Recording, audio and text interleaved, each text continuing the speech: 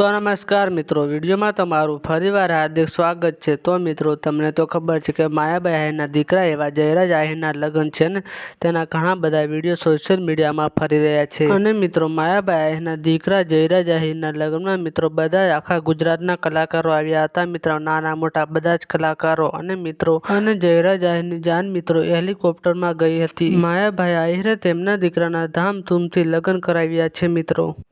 અને મિત્રો બધા જ કલાકારો આવ્યા હતા અને બધા કલાકારો કેવો ડાન્સ પણ કર્યો છે તે તમને આગળ વિડીયો બતાવીશ, એટલે તમે મિત્રો વિડીયો પૂરો જોજો।